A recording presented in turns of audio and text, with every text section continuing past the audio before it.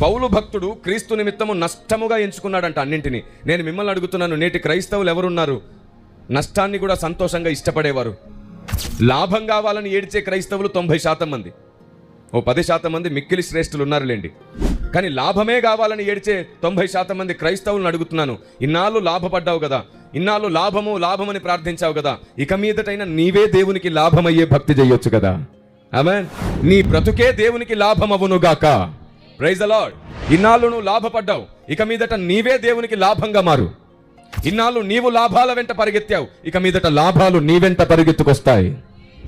భక్తుడు అంటాడు, కృపాక్షేమములు నా వెంట వచ్చును. అదేంటో మనం వాటి వెంటే పోతాం. మొదట నా నీతిని వెతకండి, అటు తర్వాత నేను మీకు అన్నీ ఇస్తానన్నాడు. మనం నీతి రాజ్యం వెతకడం మానేసి అన్ని వెతికేసి నీతి రాజ్యం వెతికి లోపు చచ్చిపోతున్నాం. మన గోతిని మనమే తవ్వుకుంటున్నాం. అద్భుతం ఏమిటంటే నీ అక్కరలన్నీ ఆయనకు తెలుసు. నువ్వు ఆయన నీతిని రాజ్యాన్ని వెతుకుతుంటే నీ అక్కరలన్నీ తీరుస్తాడు ఆయన. Praise the lord. పౌలు భక్తుడు తను క్రీస్తు జ్ఞానము నిమిత్తము సమస్తము నష్టముగా ఎంచుకున్నాడంట. నష్టపోవడం మనకి ఇష్టమే లేదు అసలు. అంటే మన భక్తి ఇంకా ప్రారంభమే కాలేదు. నష్టపోవడానికి కూడా ఇష్టపడిన రోజున, నష్టాన్ని కూడా ఆశీర్వాదం అని భావించిన రోజున నీ భక్తి మొదటి అడుగు వేసినట్టు.